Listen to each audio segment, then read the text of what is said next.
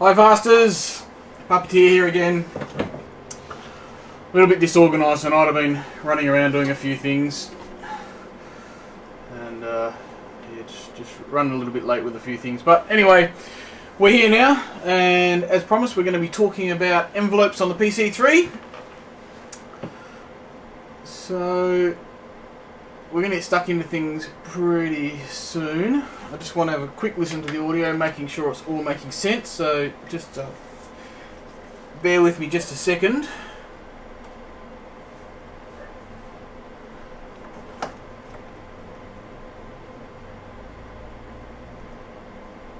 Alrighty.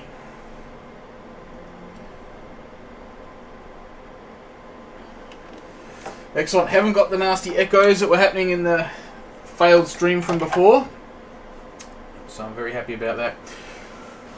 Alright guys, the request went through to talk about some envelopes, and I can understand why, because the PC3 has got a pretty complex system when it comes to the envelopes. What we've essentially got on the PC3 is, in program mode, you've got 3 envelopes, and the first one's the amplitude envelope, or it's called amp-env. So let's go and have a quick look at where these pages are. So see, they're all on the envelope pages. So the first one we've got is amp-env, or amplitude envelope. The second one we've got envelope 2, we've got envelope 3, and we've got envelope controller. I'm also going to talk about today some of the other places where the envelopes are used. And one of those, well, something else that can be used like an envelope is actually the ASR. So let's have a quick look at those. We'll cover the ASRs first, and then we'll launch into the envelopes proper. What the ASRs are essentially are an attack, sustain, release envelope. So they're a very simple envelope. Hang on, I've just got off the screen a little bit. Let me shuffle across. That's a bit better. So what the ASRs are a very simple amplitude, sustain, release envelope, and you can see on the screen here, and I hope you can see it okay. You've got a number of different parameters here. You've got 2 of them, ASR1, ASR2, and you can set ASR2 to be global. And what you can do is, these are triggerable, and one of the advantages of the ASRs opposed to the envelopes is that you can trigger them off some other, like a different type of controller. So it doesn't just have to be from a note on. That's by default how they're launched, but you can launch them from other things. So you can assign something like the mod wheel for it, and that's what this trigger parameter is for. So we can set that to mod wheel, and the mod wheel will then trigger that ASR. You've got a couple of modes. You've got the normal mode, which will just act. It'll go through the attack phase, or the delay phase, into the attack, and then into the release. You've also got a hold phase, and what this does is that it ramps up once you've triggered it. It goes through the delay and the attack phase, and it will stay at the highest level until you release, where you remove the trigger. So if we're using mod wheel, when you put the mod wheel up, it will go into the delay and the attack, and it will stay at the maximum value until you pull the mod wheel down again, and then it will launch the release. And the third one is repeat, so you can use it just to repeat the ASR over and over again. So these are very simple envelopes, the ASRs, and you can use them wherever you'd normally use them. So if we go into the algorithm, let's have a quick look here. Let's go and set this as a let's just say a saw block, and oops. What we can do is we can set the pitch, and we can assign this as a mod. So we can go through to the ASRs.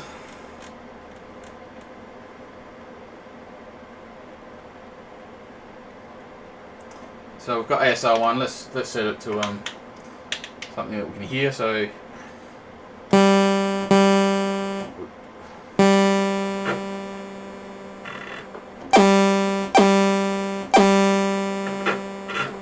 So you can hear it's actually very short at the moment. So we make that a little bit longer. Let's give it a bit of attack. Let's give it 0.66 and 66 release. So let me just move this a little bit. Okay, so what you can hear now. Okay, so that's a very simple envelope triggered by the mod wheel, and that's how we can use ASRs. So that's the first type of envelope that's available on the PC3 and the K2600, and it's by far the simplest one to use.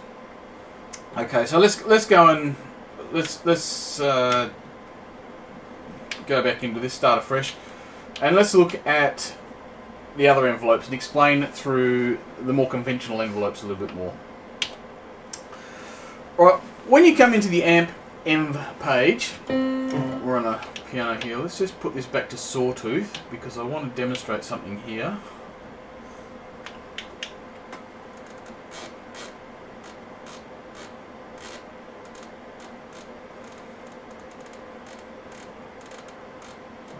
I'm used to the K2600 still, so let's just find us a sawtooth up here. There we go.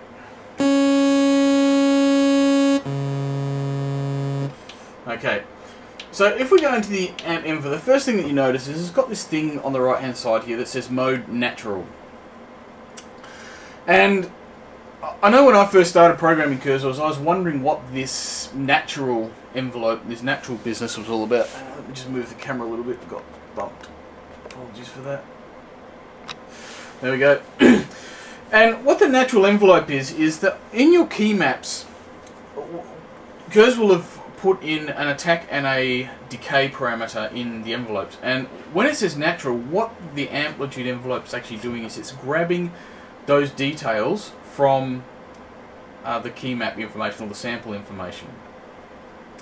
Alright, so let's go and have a look and see where it gets these things from. So if we go into the key map editor, okay, and if we go and have a look at this, the sample here, and we go into edit, what you can see is down here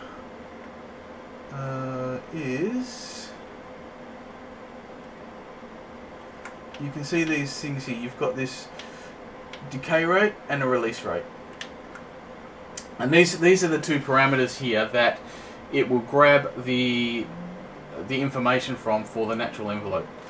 So if we put this up at 50 decibels a second, and let's put this one at the same.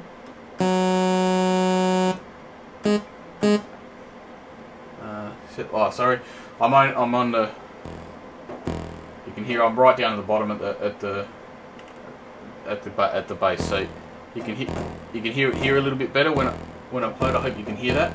But you can hear that now that's got that decays. So if I play it up on the C, there is no decay on that.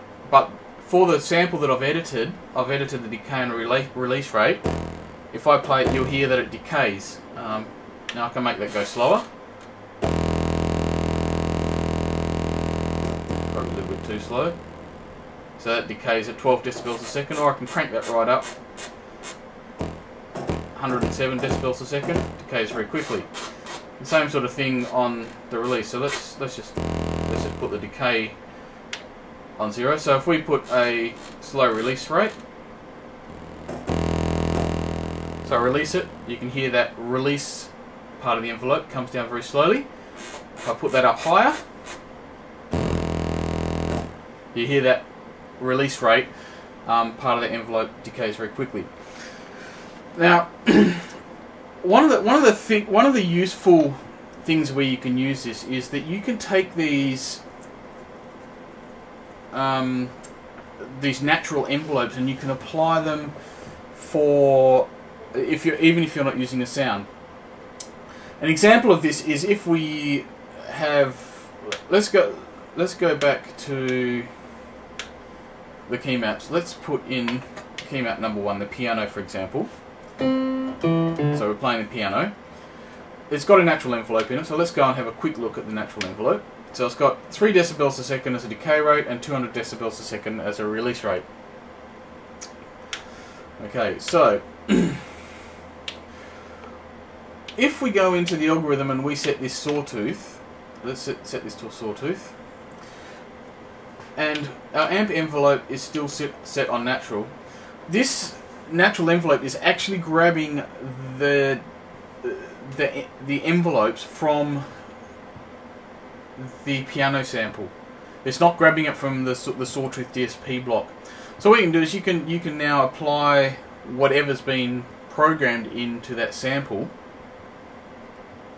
and you can use it on to apply things to the sawtooth. And you can still assign controllers to this amp envelope even if it's natural. So you can use these as a very crude but a very simple way of getting movement or using controller data within your sounds. So if we play the sawtooth wave again, you can hear it's got that slow decay, and if we let it off, it's got a fast release, which is what was programmed in on that natural envelope.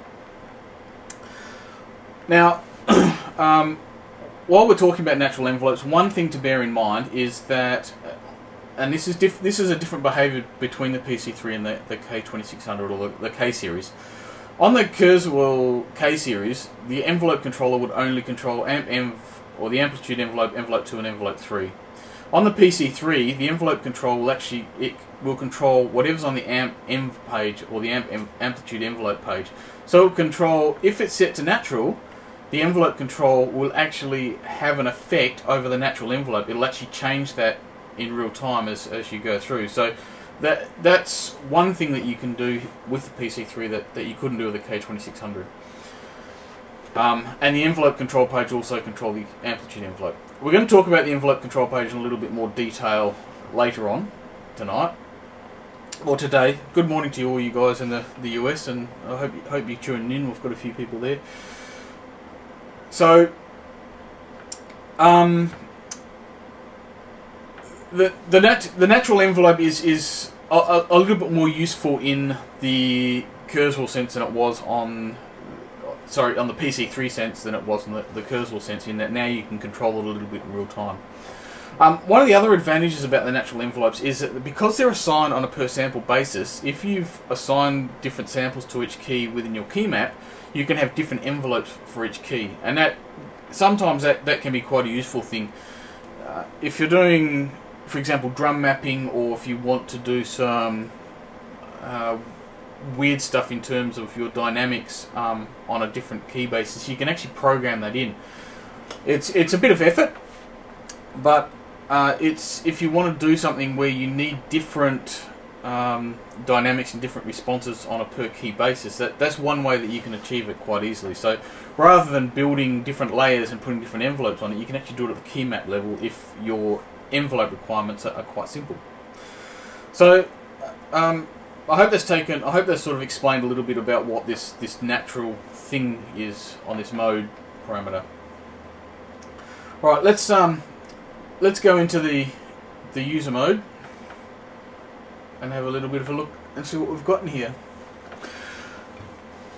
I'm going to explain envelopes to you in a simple method. Sorry, I was just looking around there to see where my Jupiter 8 was, because it's got the sliders on there, which most people are used to, but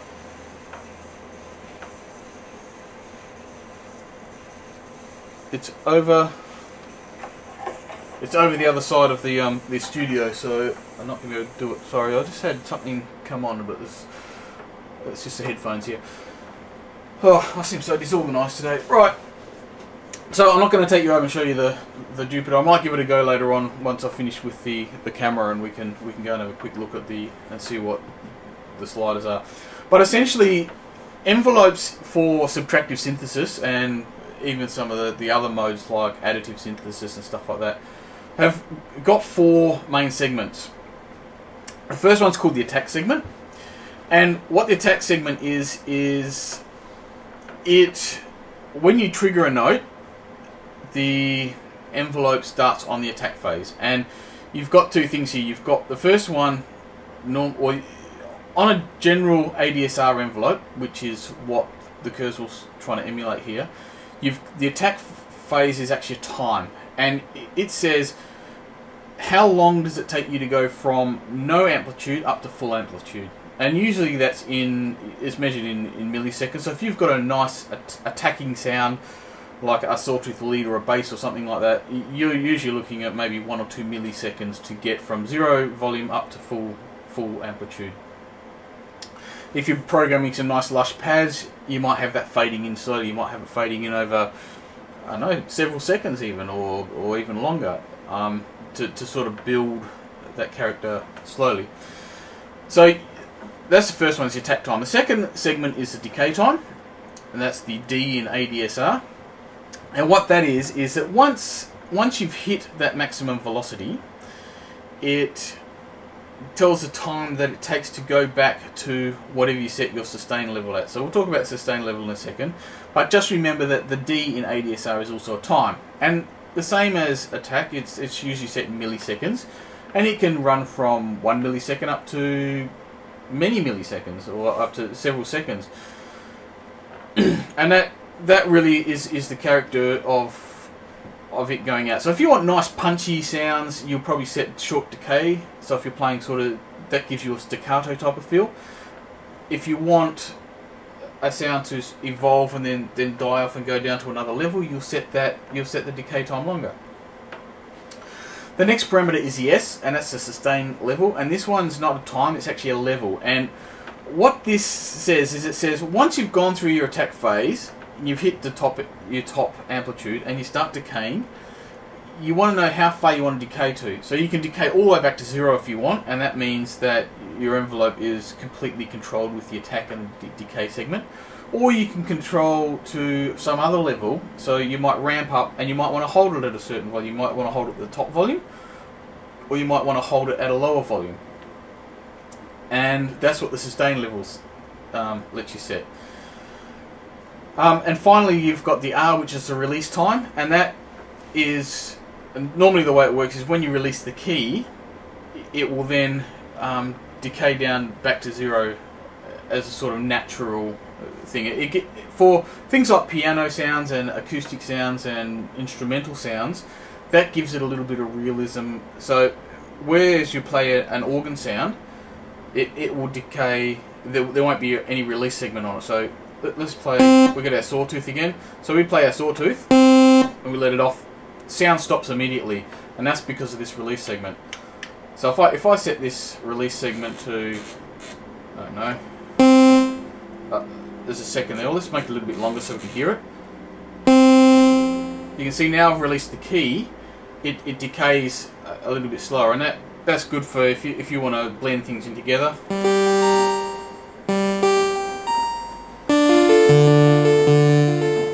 So you can hear that it's blending in together, whereas if we play it without the release segment, it's a lot punchier. Okay, so that's hopefully explained the ADSRs. And guys, just let you know, if you've got any questions at any time, just throw something up on the chat, let me know. I've opened it up to everybody, so everybody can get into the chat without being a member of Ustream. So yeah, feel free to ask some questions in there, and I'll do my best to answer them. And hope let you guys guide me a little bit in terms of what you want for the tutorial.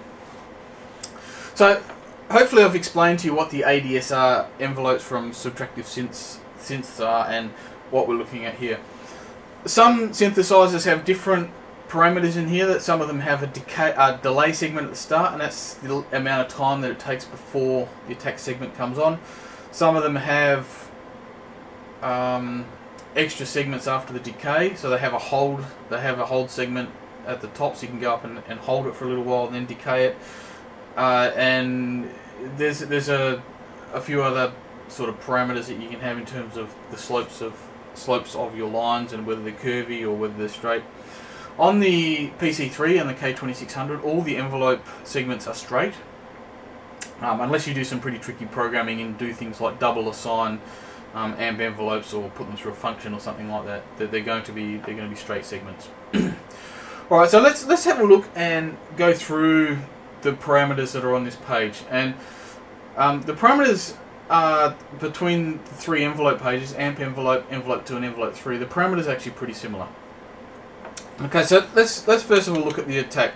This is where you set that attack time that we were talking about before. So if you were, let's just isolate ourselves to a general ADSR envelope, and the only parameters that we're going to use to emulate an ADSR envelope is we're going to set the level for attack 1 segment to 100%, and attack 1 time is what we're going to modulate or what we're going to change. We're going to set the decay time. This is the next one that we can set, and the decay level is actually the sustain level on an ADSR envelope, and then we set the release time. Okay, so those are the only 4 parameters. If you want to program an ADSR that you've got on a Jupiter 8, a Juno 6, or a Juno 60, for example, you want to sort of emulate the type of envelopes on there and the control that you've got. They're the only 4 parameters that you need to use on the envelope page. So those ones again are the attack 1 time, the decay time, the decay level, which is the sustain level on the ADSR, and release 1 time. Okay, and that gives you an envelope that you've got on from one of those type of synths. Okay, so that's the simplest method of using the amplitude envelope, and to use envelope 2 and 3. So most of your, like, if we take Jupiter 8, and I know it quite well because I've got one.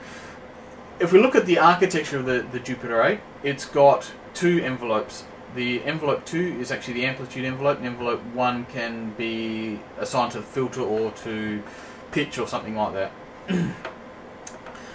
And you can also assign the filter to envelope 2 if you want to. So what we've got is the amplitude envelope allows us to do that, and we can use the second envelope, envelope 2, to give us the second one. And okay, I've got a question here. How do you use the second attack? I'll get to that in just a second. Actually, let's do it now. The second attack segment, what it allows you to do is it allows you to start sculpting the sound a little bit more. Okay, so let's say we're going to take this sawtooth sound. What we want to do, we want to ramp up a little bit, and then we want it to very quickly go up in volume. Okay, so what we can do is that we can then put this attack 2 segment. So what the PC3's envelope does is it lets you run. It's got 3 attack segments, and it's got decay segment and then 3 release segments. So you can put them end on end. So the first, let's say we want it to go up slowly. So let's at the start. So let's just say that attack 1's going to go up nice and slow to 36%. What we can then do is we can put a second attack segment in, and we can make that go all the way up very quickly. So hopefully you can see on there the shape of the envelope that we've got here.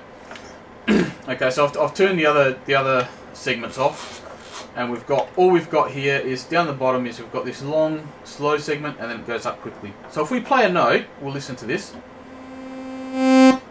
You hear it comes up slowly, and then it ramps up very quickly at the end. So that's what the second attack segments and the third attack segments allow you to do, is that they allow you to have some more control over in this case, the amplitude and how it comes in and out. So if you want, perhaps you want a sound that goes up pretty quickly at the start and then slowly gets up to the maximum volume, you'd sort of reverse this. So you take this up quite high with a fast attack segment. Let's say we go to about 65%, and then let's take this out a few seconds to get to 100%. So what's going to happen this time when I press the key is it's going to come up, and then it's going to push out more slowly. So it's got the swell. You can use it as a sustain. It's not really the sustain. In the ADSR world, the sustain is what happens once you've gone through your attack and your decay segments. Okay, so so as I was saying before, the sustain really is this. The decay level that's on the Kurzweil's envelopes actually sets your sustain level. So where you're looking at a normal ADSR envelope, you go through your attack segment and your decay segment, which are times, and you end up at your sustain level. And while you've got your finger on that key, it will hold at that sustain level. If you use just your attack segments, it will go through those times regardless of how long you hold your finger on the key. So while it may extend the build-up of the sound, it's not going to hold it indefinitely like you would with the sustain by keeping your finger on. The sustain pedal also will hold it at your sustain level, which is set on the Kurzweil things by this decay level. That's the S in the ADSR, is actually this decay level. I've got it set at 78% here. So let's have a listen to it at 78%. You'll hear, or let's put it down to a little bit lower so we can hear the effect. We'll put it at about 35%. So let's play this note and you'll hear what I mean. Okay, so you heard it's dropped down. The decay segment was very, very quickly, and we're sitting at 35% now, and it stays there while I've got my finger on the key. Let my finger off the key, and that sound goes. So the sustain is actually set by this decay level segment. I hope is that clear? I hope that's made it clear there. So just to let you guys that are viewing a little bit later know, just had a few questions in the chat here about how we use the second attack segment and if we can use that as a sustain. So while it will extend your attack times and you can use it to manipulate your pitch, or in this case your amplitude, it's not a true sustain level because it will process it regardless of how long you hold your finger on the key. Okay, so let's again, attack 3 is exactly the same as attack 2. You can make it sort of go down in levels, so we can take it down to 10%. We can actually make the decay go up, in this case on the Kurzweil envelope, which is different than what you can do with a lot of ADSR. So you can actually have your attack doing a bit of your decay, and then a decay actually pulls it up. So okay, again we're sitting at this sustain level here, which is 95%. We let it off and it goes into the release segment. So the release segment, again, it works the same sort of way as the attack segment. You've got 3 of these. Now, the one thing to remember is that the release segments always end on 0. So it doesn't matter what you're programming here. When it's run through the release segment of your envelope, it will get to 0 at the end. That's why you can't set this release value. Okay, so let's have a look. Let's have a look here, and we can set a few things again. We can make things go up in the release segment, and then we can make them come down.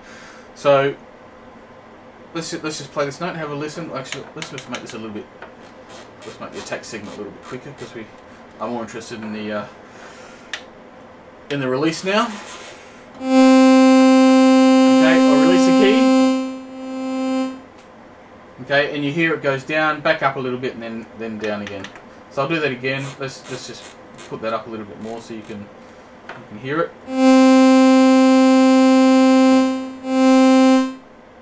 Okay, now these release segments can actually go up higher than 100%. The reason that this is because it's relative to your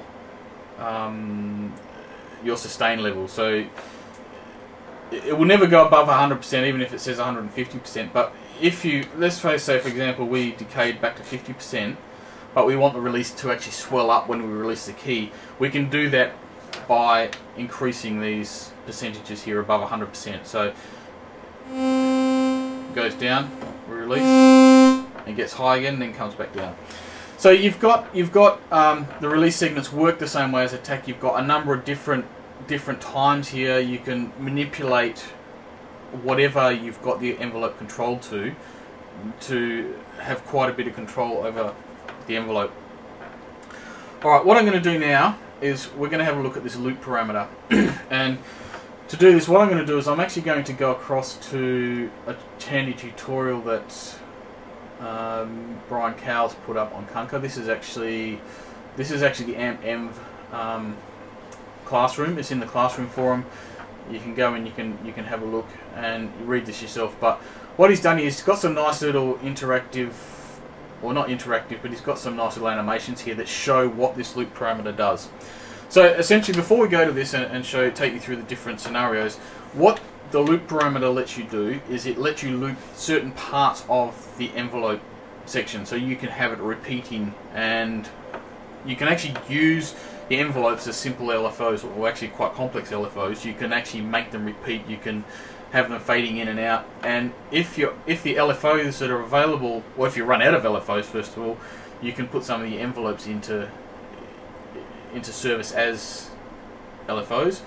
You can and if you can't quite get the beats that you wanted, particularly for the longer beats, you can actually program in your envelope times quite accurately, well, within reason.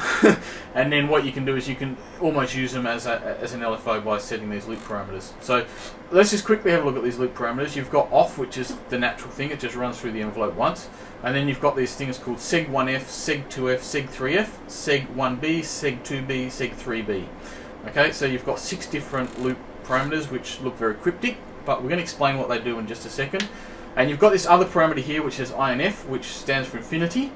But what you can do is you can actually set these to run a number of times, up to 31 times, or you can set it to run forever while you've got your finger down on a key. So these times are quite self-explanatory. It runs through the loop parameter a number of times. Okay.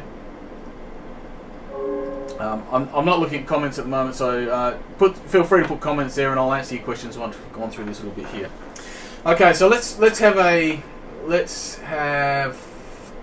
look at this. Hopefully, I'm not going to break things too much. If you don't hear sound, let me know on the comments, and I will see what I can do about it. Right, window.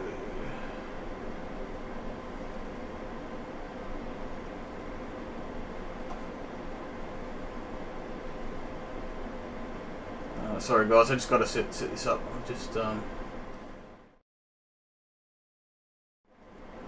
Alright, hopefully you can hear me. Can everyone hear me there, I hope?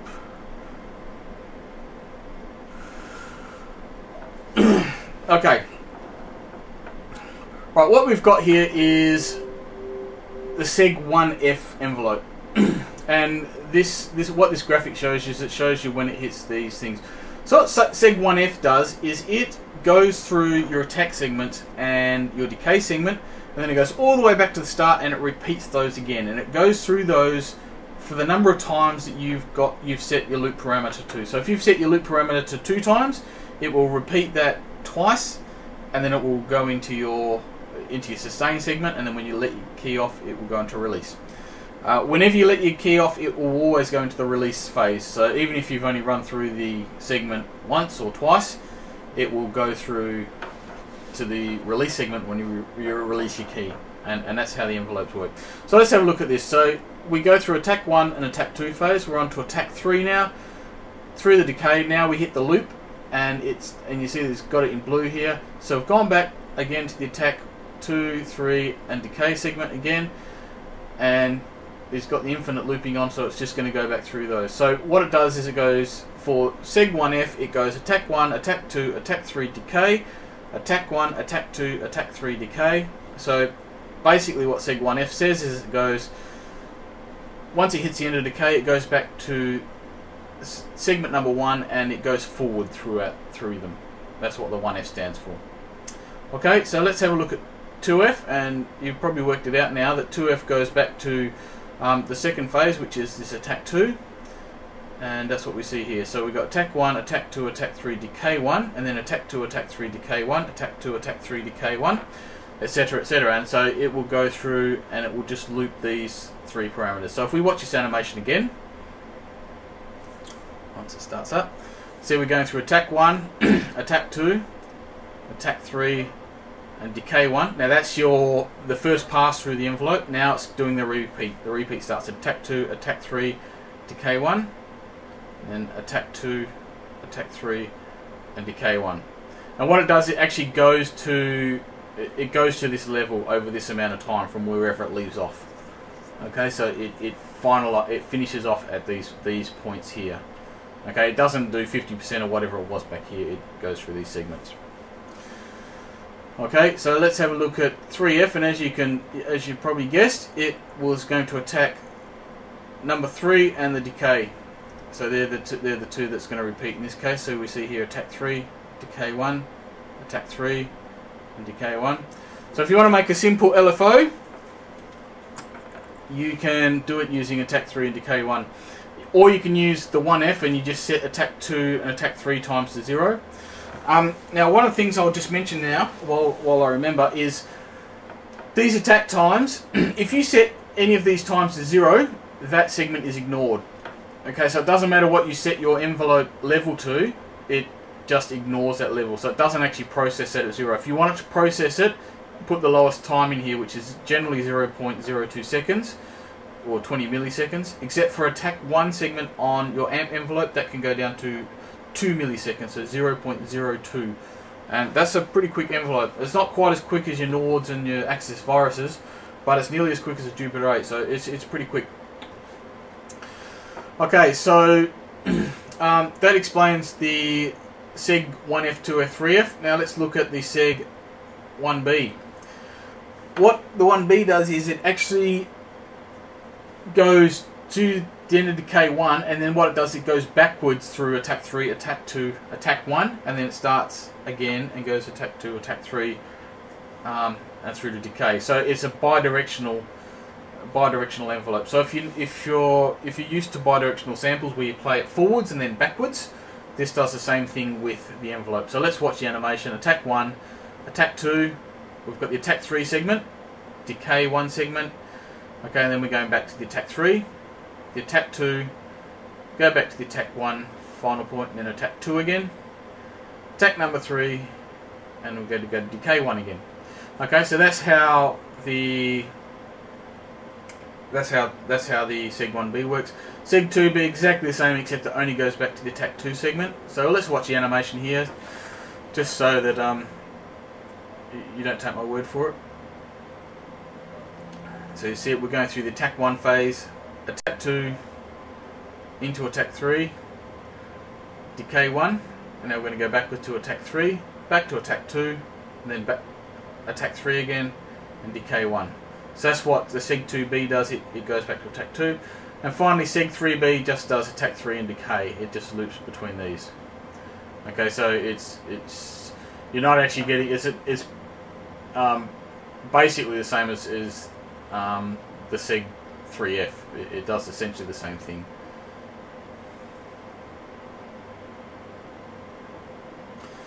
Alright, so that's what these looping parameters do.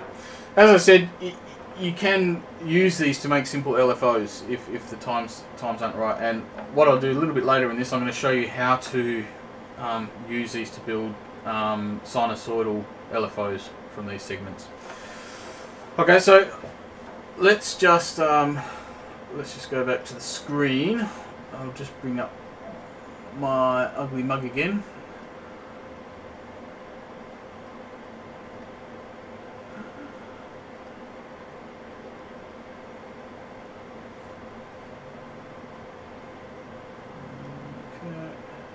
Right, I'm back. Hi guys. Okay, so is there any questions on? No, cool. You can hear me. That's good. Is there any questions on the looping parameters there? Is that clear about how those loops work and what that does to the envelopes? Because what it does, it gives you immense flexibility in terms of being able to do things like gating effects. So if you want to gate something in and out, you can bring them in by looping some of these segments and programming these. There's a lot of technique in terms of how you program these and make use of these looping segments. I'll admit I don't use them very often. Sometimes I use them for mainly for special effects. If I want something like some sort of drone sound that has got continuous movement, or that is doing something fading in or out, or that fades in and out with a beat, I'll use these repeating envelopes so that I can get the times right, so I can get a sound to fade out while a kick drum's coming in, or while a snare's hitting, or something like that. I can do that with the I can do that with these looping parameters.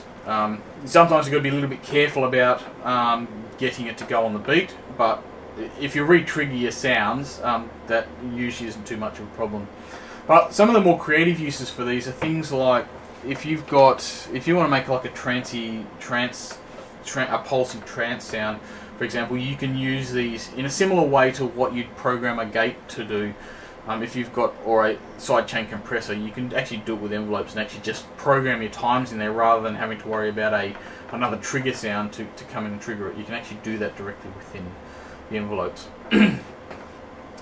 Okay, so let's move on from the amplitude envelope. We're going to very quickly go through envelope 2 and 3 because they're pretty well the same as the amplitude envelope, except envelope 2 and 3 can go negative, so they're bipolar. That doesn't mean that they're a little bit schizophrenic and that they're doing weird things. What it means is that it can give a positive offset of your controller data, and it can also give you a negative offset. So if you think of your pitch wheel, if we okay, we've got all these weird envelope things going, so let's just turn all these off so we can hear what we're doing.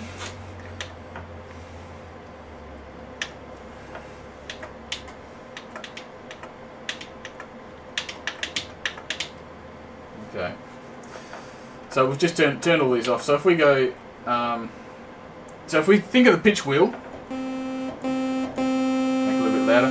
You can pitch up, that's your positive, and you can pitch down.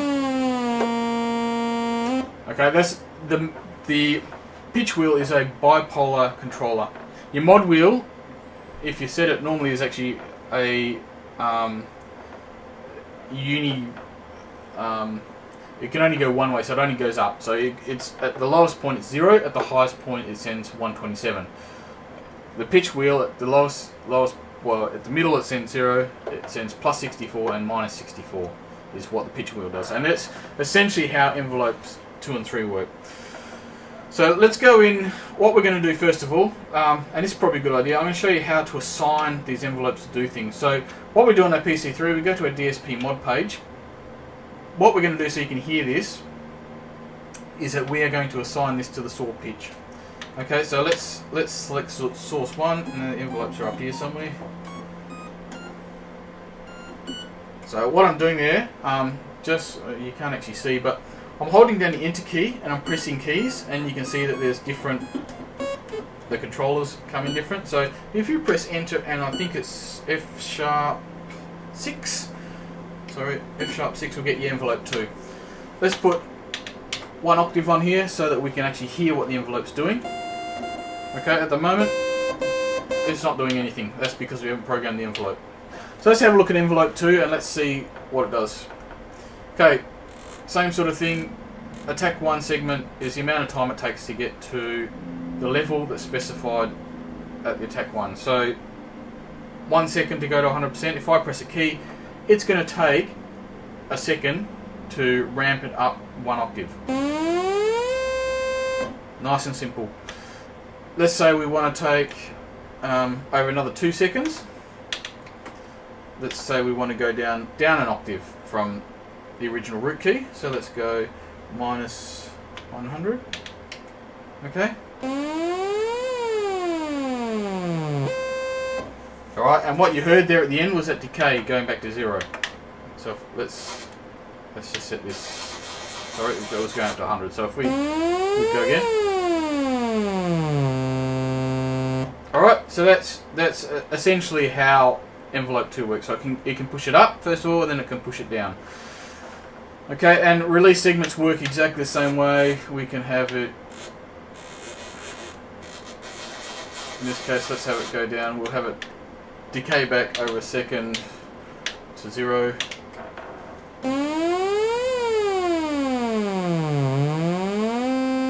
Okay, holding the key down will release it, and it's going to go into the release segment. Oh, hang on. Now, envelope 2 went to the release segment. I didn't have anything set on release time for that. That's why you didn't hear that. So let's set this nice and long.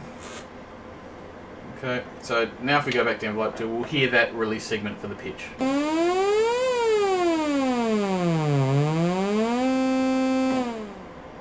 Okay, so it went down in pitch in the release segment.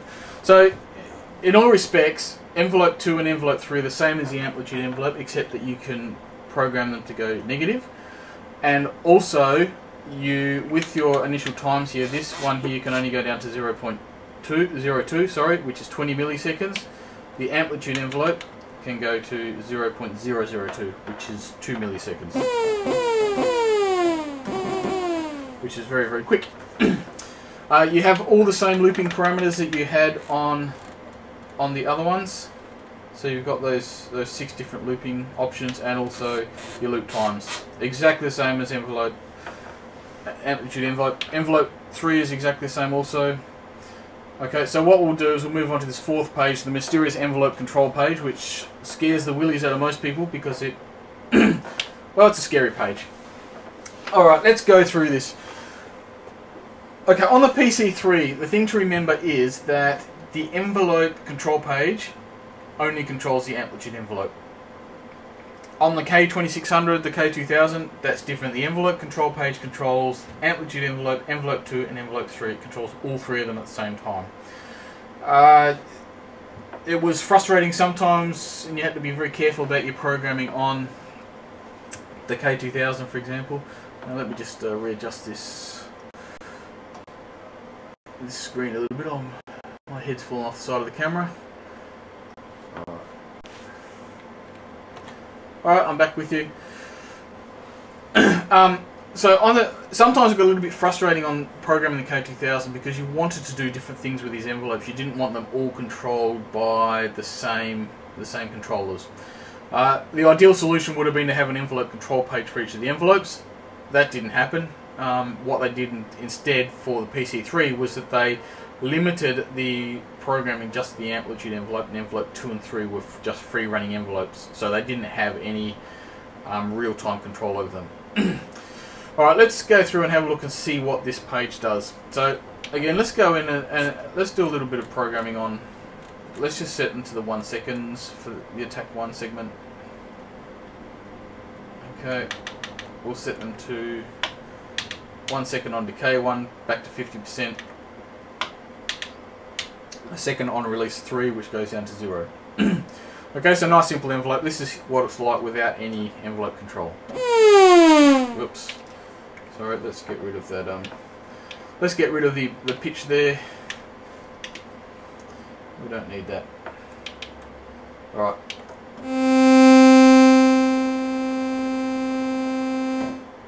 Okay, so very simple. Ramps up for a second, ramps down to 50% for a second. Let your key off, and then it decays to 0 for a second. Okay, what I might do, so that we can hear this a little bit clearer, I'm going to also assign the amplitude envelope to the pitch. Okay. Now one thing to remember always when you're playing with the amplitude envelope is that it is hardwired to the volume of that layer. Okay, or to the amplitude.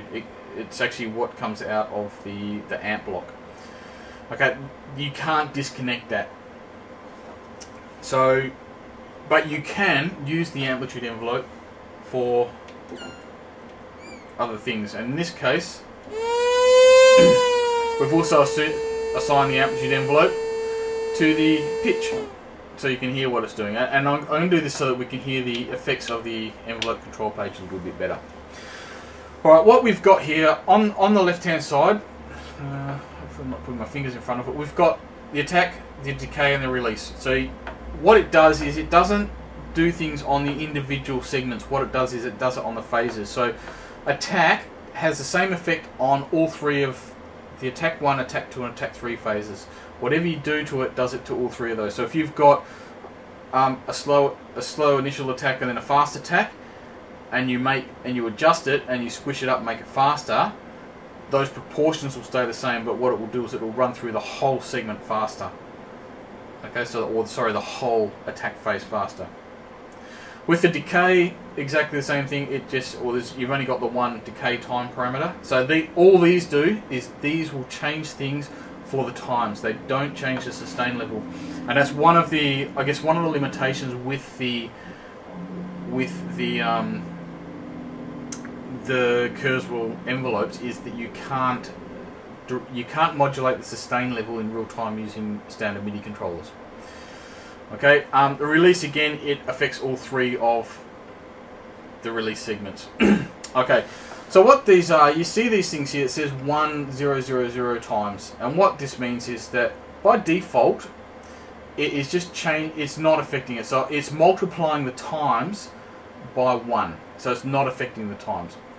Okay, so if we want this to go faster, we bring it up. If we want it to go slower, we bring it down. So what it's done is it's multiplied all of the times by, it's multiplied the rates by 0.5. Okay, so it takes twice as long to do things, if that makes sense. So it's sort of a backwards thing. If you, if you want it to go, this is actually, it changes the rate, not the time. So it inversely changes the time. So if you want it to go faster, like twice as fast, you put it up to 2, and the rate goes at twice the speed. See there, if you want it to go slower, it's...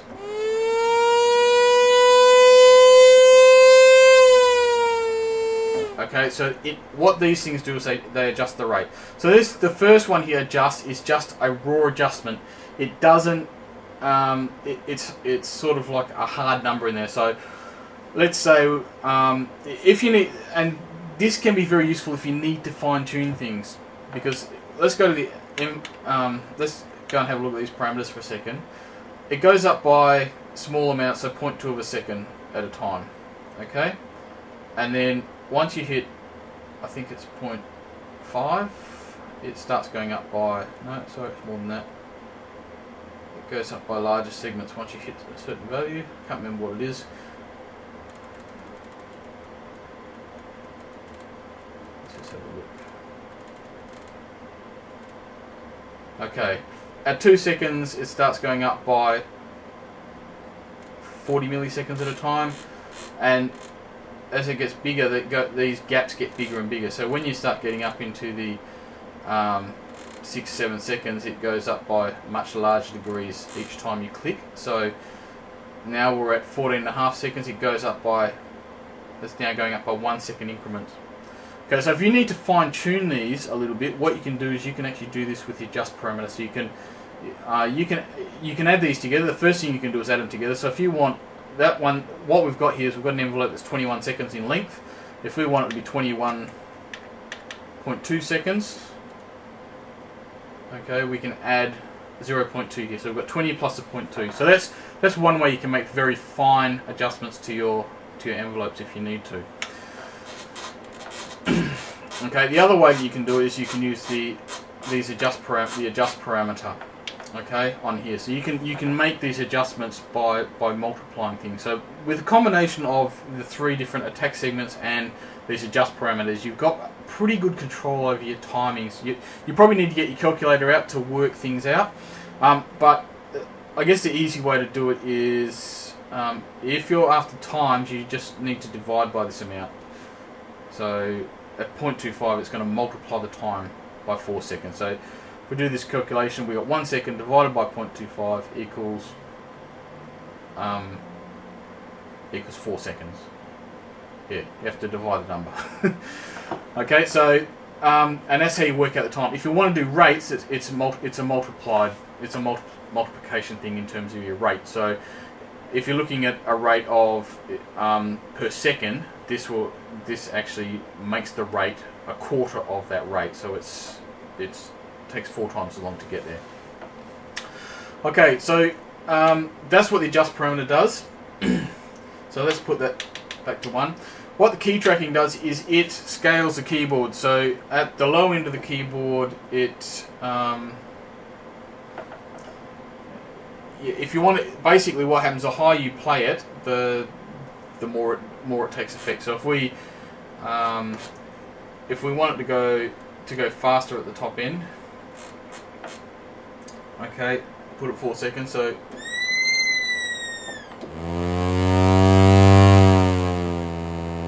okay, So the key tracking there adjusts that it does the same thing as adjust parameter, except that the extra thing that's thrown into the mix is which key you press. So the high number keys, or the high keys on your keyboard, have a high value. So MIDI key 127, it essentially gives a key tracking value of 1. MIDI key 0 gives a key tracking value of 0. So, and anything in between gives something in between. So what you can do is, this is useful for things like piano, where high notes on pianos tend to decay a lot quicker than slower notes. So this is where you can use it to make things a little bit more realistic. If you're looking at doing acoustic instruments, you can change these key tracking parameters to do that. Okay, velocity tracking, same sort of thing. This is very useful for if you're doing a lot of synthesizer music. Velocity is often used as a velocity is actually often used as a really good controller, and if you want things to get punchier, the higher the velocity, you can do this here. So what you can do is you can speed this up. So you can, if you wanted to go, I don't know, you press it lightly, it's slower. Press it hard, it goes quicker, and that's what you can use the velocity tracking for. The final one is probably the one that's the most useful, and this is a source. And what you can do is this is where you can do things like assign a slider. So if we want to, let's take the first 4 sliders, or first 3 sliders. So let's assign data slider. So what I'm doing here, just holding the enter button and moving the slider, it assigns data. So what I can do here is I can make this faster and slower with this controller. Okay, so nice and slow while the controller's low, and if I move the controller up, okay, the attack segment's now a lot quicker. And this is how if you want to program an ADSR, this is sort of how you do it. Okay, sorry.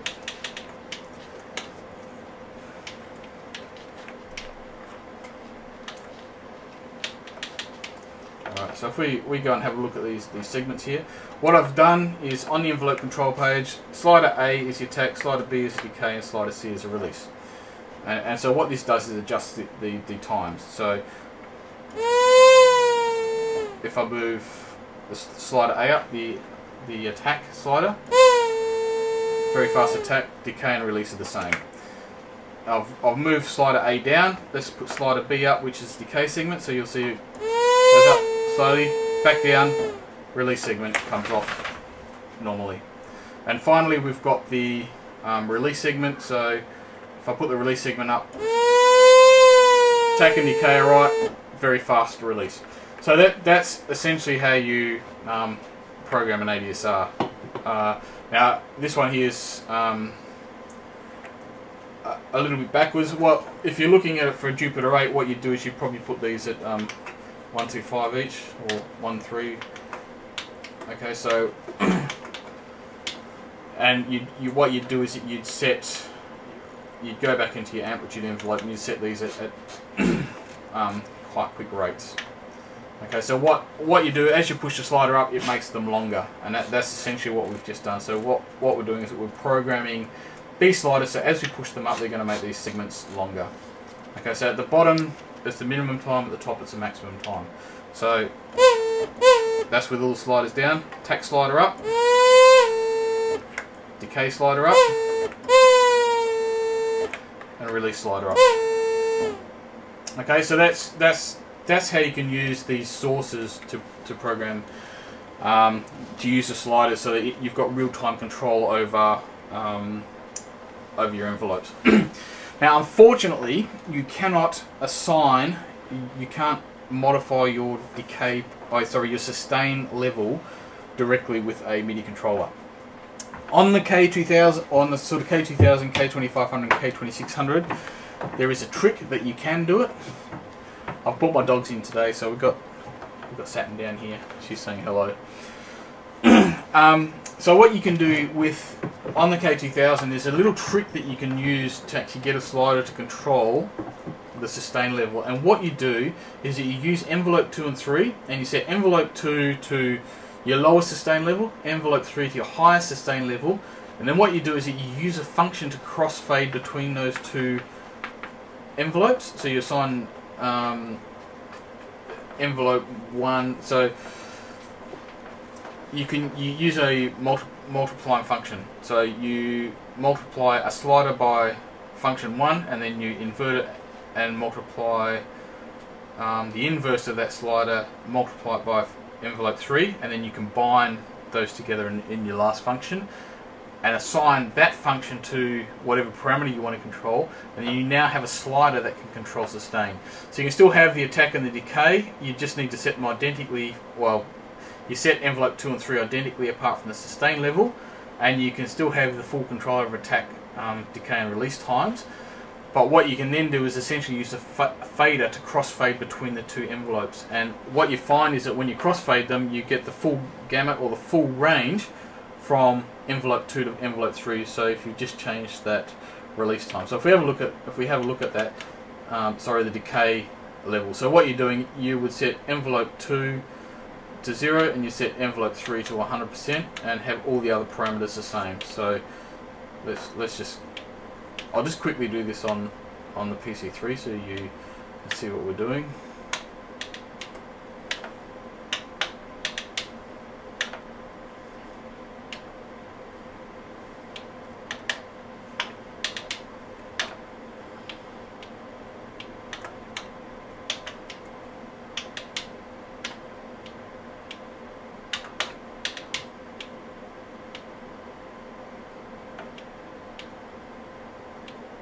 Okay, so what we've got here is that we've got envelope 2 has got a sustain level of 0 or decay level of 0, and envelope 2 has got 100%.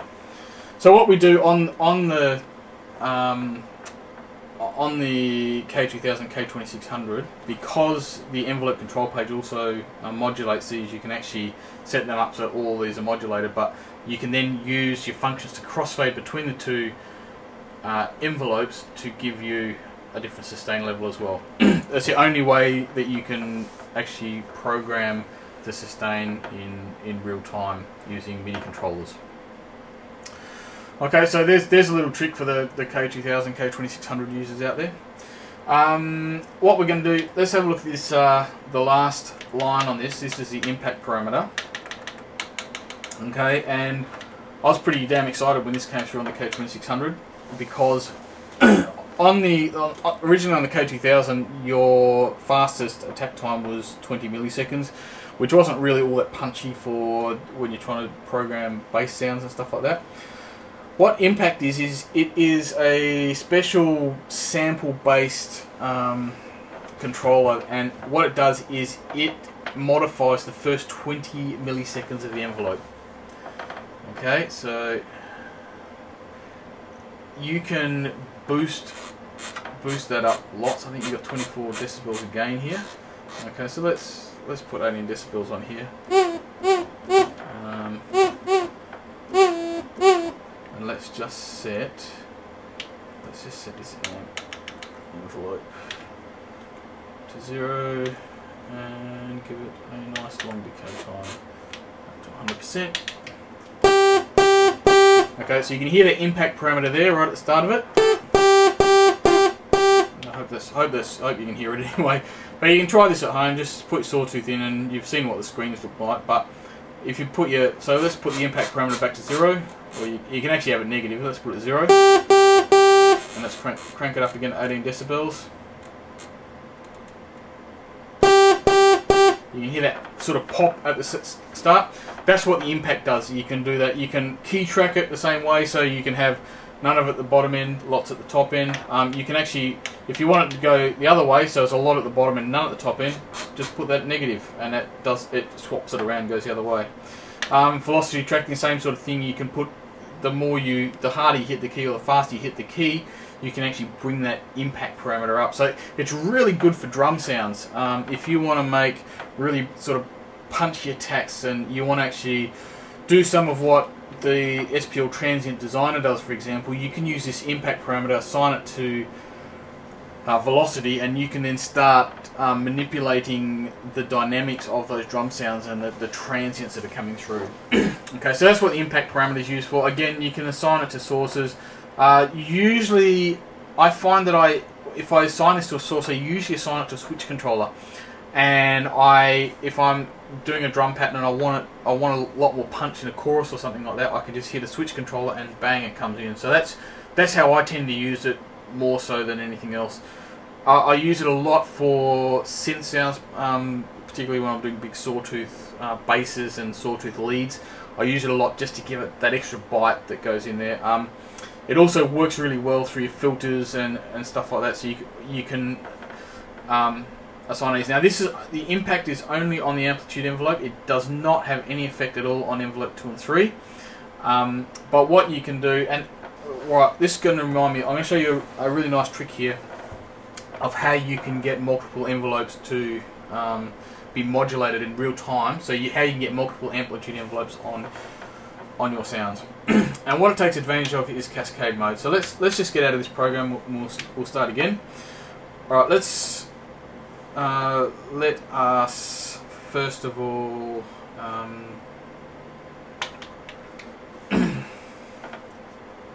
sorry, 174 sawtooth wave again. Right, what we're going to do is that we're going to make another layer. So let's create a new layer. Okay, so we're on layer 2 of 2. Let's have a look at the algorithm page, and what we're going to do is that we're going to make this a cascade layer. So let's cascade start at 100. So I think 101. That's the first one. So let's select this one and let's pull the input from layer 1.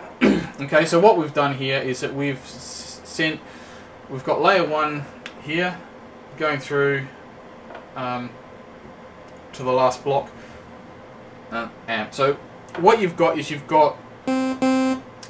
at the moment we've got two outputs.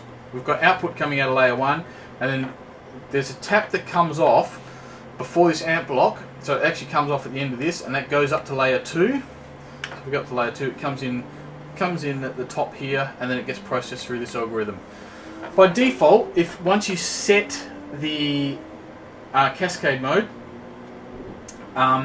it doesn't actually turn off layer 1. Okay, so layer 1's. So if we go and set an envelope on layer 1, for example, so let's go and set our amp envelope. Okay, let's put it into user mode. We'll put a little bit here, and let's give it half a second decay down to 0. So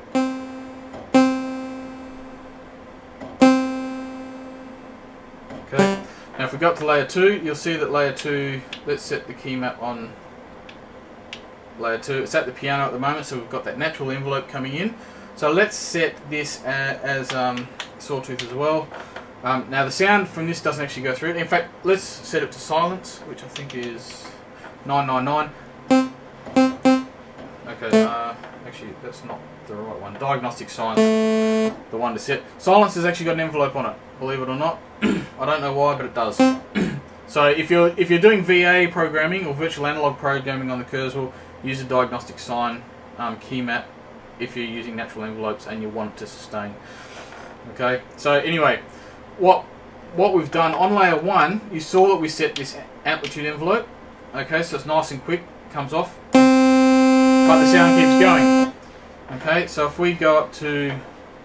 if we reset this to the natural one, we go up to layer 2 and we set this the same way as we just had it.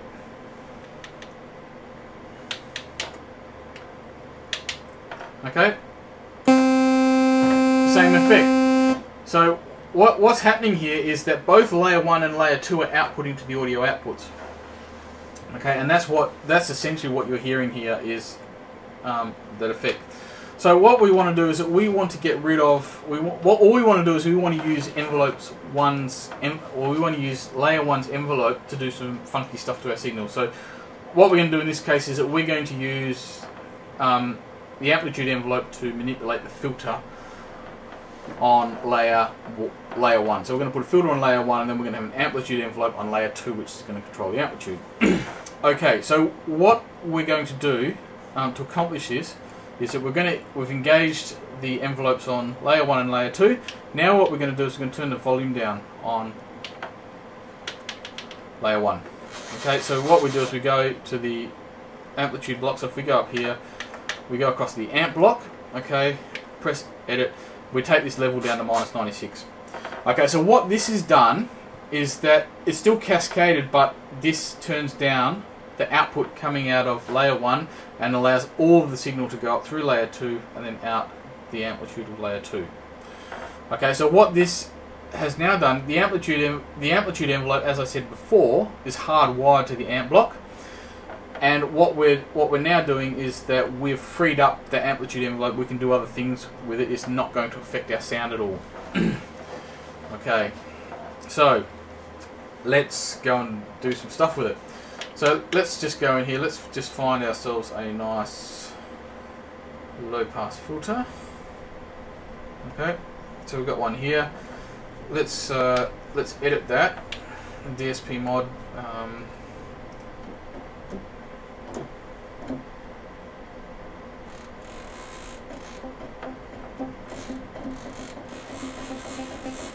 Okay, so you can hear the effect of that there. So let's set this nice and low. And now what we're going to do is we're going to set this. We're going to set source 1 to amplitude envelope, and let's give it quite a bit. Right, we'll put a bit of resonance on here so that we can hear the effect of the filter. Let's put. All right. Now what we want to do is that we want to be able to manipulate the amplitude envelope separately to the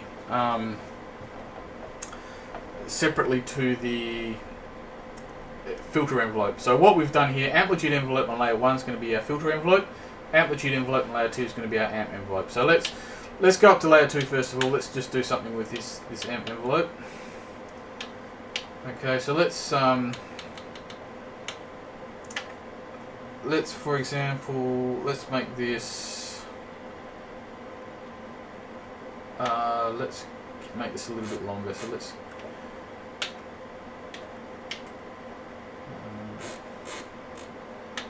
and decay, let's give it decent decay time, and decays to 0, and we'll give it a nice long release as well. Okay, so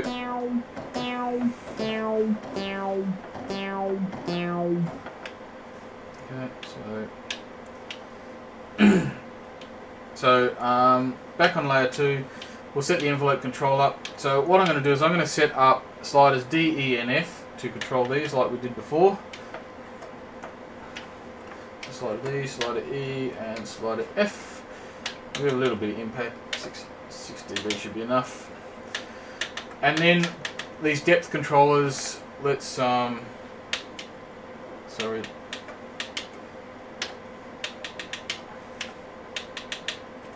Okay.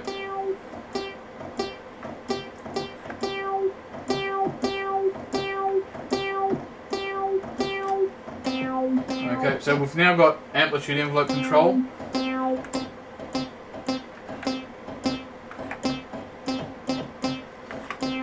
Okay, and what we're going to do is we're going to go down to layer 1 and we're going to assign these to sliders A, B, and C.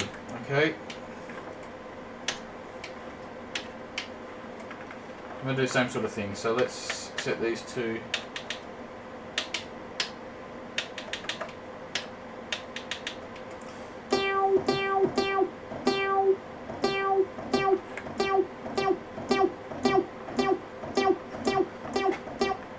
So now we have separate control. I've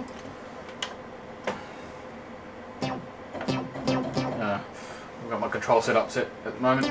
Can't get the arpeggiator going. So what we've got is we've got A, B, and C are setting the filter envelope times, and we've got sliders D, E, and F are now setting the amplitude envelope times.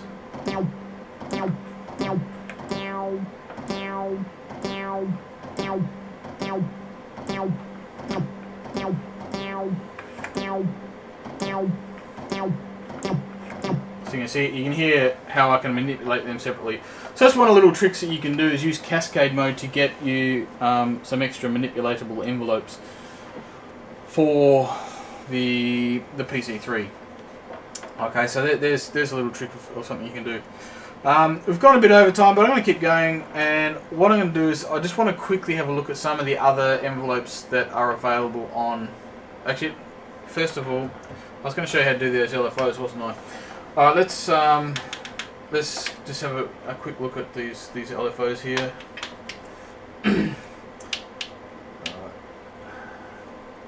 Amplitude envelope. Okay, 1 second.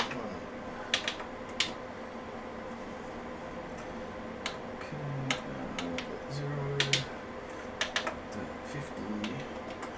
Okay. What we can do is we can set this to loop segment 3F. Okay, so let's have a listen to.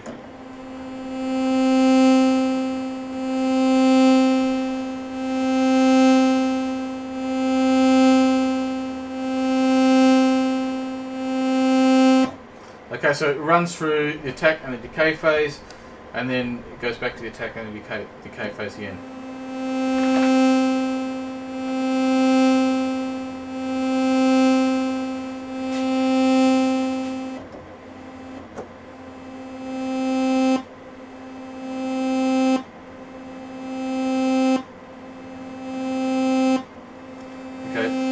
So that's going from 1 up to the end of the decay segment. What we're doing with 3, we're going back to the 50% level. Okay. I've got a question here. Does each cascaded layer have 2 outputs?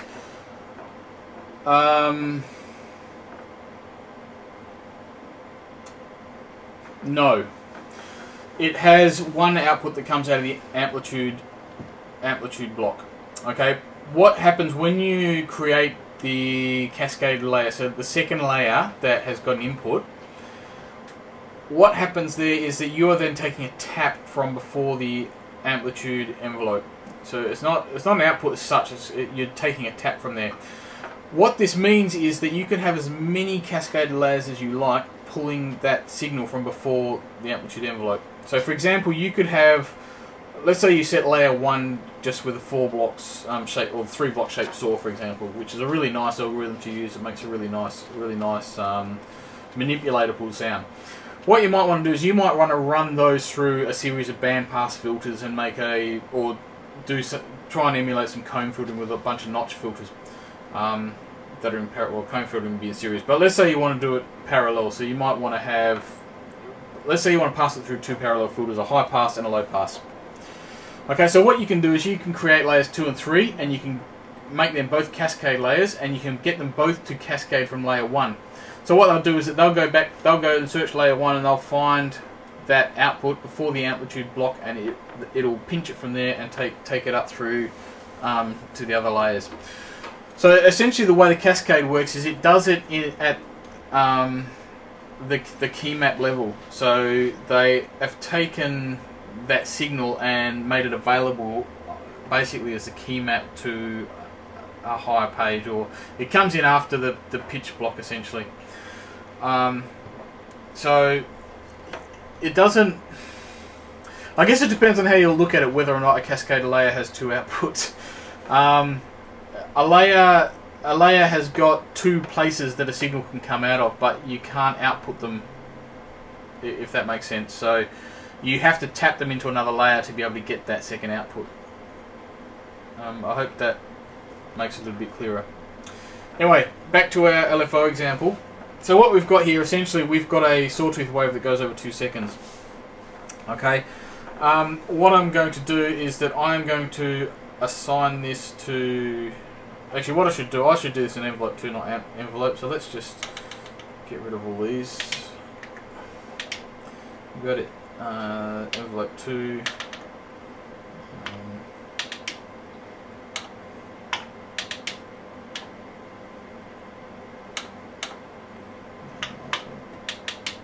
Okay, and what I want to do.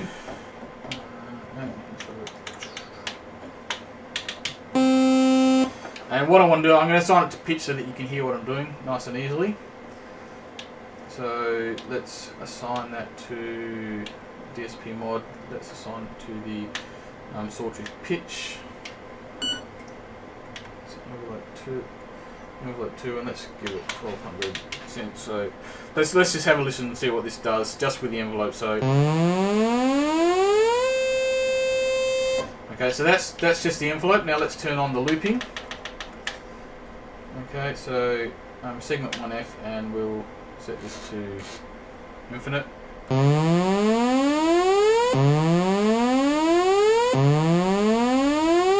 Okay, so you've got a simple sawtooth LFO there, so it ramps up, goes back to 0 and ramps up again. Right, so now let's go to the fun page, and I call it fun page because it is a lot of fun. What we're going to do in this one here is we're going to select a function sign of A and B, whatever it is. Right, sign A plus B. So we're going to set A to envelope 2, sorry. Okay, and so this is going to create a sign. Now, if we press the key now, you're still going to hear that ramp. Okay, so to get the sign off it, what we need to do is go back to here, and we need to assign this instead to fun number 1. Okay, so now if we play it,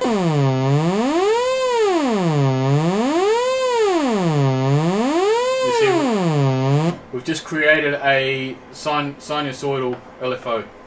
Okay, and so I said before that I was going to show you how to do that. That's how you can do it. You've then got control over the times, and you can actually have those controlled to wherever you like. Okay, now what I was going to do, I'll quickly take you through some of the other places that envelopes are used on the PC3, and most of those are actually in the effects. So if we go to Prog Effects, let's go through and start having a look at some of these different effects algorithms. Okay, let's go and have a look at this. Now, that one doesn't have it. Now, some of these effects parameters, let's go and find some stuff that's going to have envelopes in it. Probably.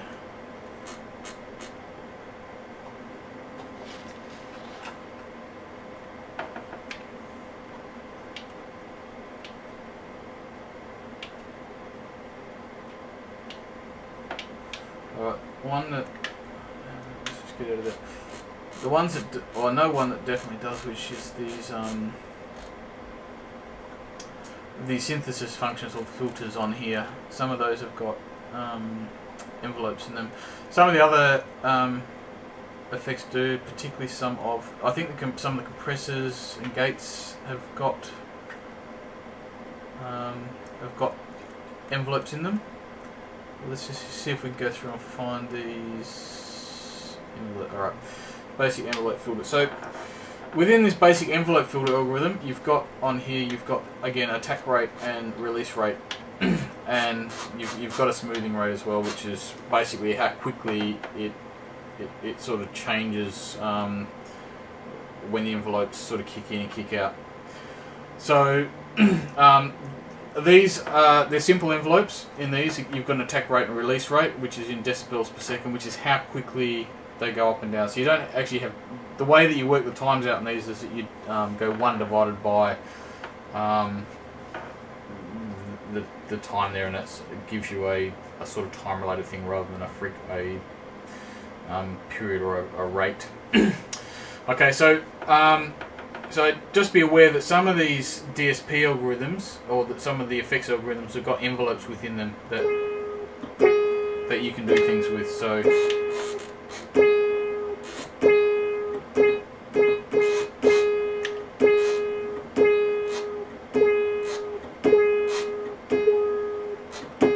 and you can hear how that envelope's affecting that filter effect that's on there.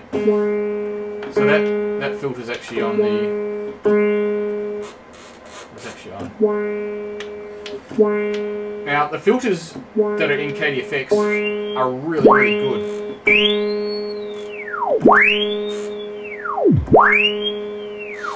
You get serious amounts of resonance out of them. Really, really, really good filters. So if you want to start looking at things like programming some of these, if you're trying to emulate some of these old polysynths and stuff like that, what you can do is use VAST just to do all your all of your oscillator. So 4 layers of triple saws or shape saws or super saws.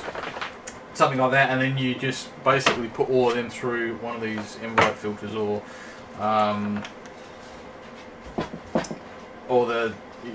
there's a whole bunch of different filters here. Some of them are, you've got the resonant filter, dual resonant filters and stuff like that. You can put them through these filters, and you've got a range of different types of filters you can use here, but they're really, really good filters. So you can build these nice big lush pads and stuff like that, and then you can put them through everything. Sorry about the camera, I've got one of the puppies is here, and Star wants to say hello to everybody. So she's here. But anyway, look guys, I'm going to wrap it up there. It's we've gone for an hour and a half, which is a little bit longer than I was planning on. Thanks for sticking around. Again, if you've got questions, send us stuff through. If you've got some suggestions for the next tutorials, let me know. Hopefully, my wife's away for another couple of weeks, and I'll try and get probably another 2 of these tutorials done before she gets back. With the kids, and once she's back with the kids, I'm not sure what the schedule's going to be like. I will try and get out here into the studio and do a bit of work, but family comes first. So sorry for all you vast guys out there, but that's the way it is. But look, it's my pleasure. Thanks for tuning in. Thanks for the questions on the tutorials. It's sort of the way I want to run these, so that I've got some questions. Sorry, I'll just get myself in the centre of the screen again. So I've got some questions to respond to, and you guys can sort of guide me a little bit. I'll just do the same sort of wrap up as I normally do. Guys, thanks for supporting the Kunker forums. I know Brian really appreciates it, and it certainly has kept the boards online. All the guys that have signed up for the Mahogany Room. I hope you're finding value for money there. Brian has put an amazing amount of effort into the documentation and the sound sets that he's done there. Unfortunately, I haven't had quite as much time as he's had of late to do that. And this is, I guess, my way of trying to give back to you guys that support the forums. Again, if you want to check out my site, my music, look up godlike.com.au. We've got links there to a SoundCloud and all the stuff that's hanging around there. I hope you guys are getting something out of these tutorials, and like I said, send up some more suggestions for stuff you want to do. We can look at any aspect of the machine. I can go through and take you guys through how I do programming of sounds, and have a look at some stuff, some challenges. Don't make them too tricky. I generally will spend, for a relatively simple sound, I will generally spend about an hour programming that sound. So complex sounds might take me 4 hours, 5 hours to program a sound. It might take me it might be something that I'll do over a few days. So but I'm happy to take you through the process of what I do when I look at sounds, if that's something that you guys want to look at. If there's something that's particularly vexing, I'm happy to go through that as well. I've had one request to do the MIDI sync from DAWs, or from your digital audio workstations. What I'm going to do there, I'm waiting on my new audio MIDI interface to come through for my computers. I've upgraded my laptops to Windows 7. Unfortunately, Yamaha has decided to leave all its MLAN users in the lurch a few years back, so there's no real option for upgrading I don't know, $5,000 worth of hardware that I've got sitting in my studio. So I've had to go and get a new audio interface that hopefully is going to have a much longer support life than the Yamaha ones. And I haven't got that yet, so I need to get that set up. I need to get everything working on the computers that I stream from. I have got a little setup on my tablet, but I'm not streaming from that, and I want to try and keep that pretty minimal. So once I get that through, and once I've got everything working nicely, I'll take you guys through a bit of a tutorial on how to get the sync working, and take you through the myriad of MIDI clocks that exist on the PC3, because it's something I'm sure they could have made a lot simpler, and I've given them a few suggestions about how to do that, but whether they take it on board in the future, I'm not sure. But it is a complex beast, getting all this MIDI stuff syncing, and getting arpeggiators and riffs and songs and everything triggering at the right times. syncing it up with clock sources that you use or whatnot. So I'm going to go through that. It will probably, I'll try and do it next week. It probably won't be another one this week. I want to try and do another one of these on Friday night my time or Saturday sometime. So if you got some suggestions, leave them in the forum and let us know what you want to learn about, what you are struggling with, what you want a bit more understanding with, and I'll try and spend an hour or so going through it and hopefully taking you through in the level of detail that you've got.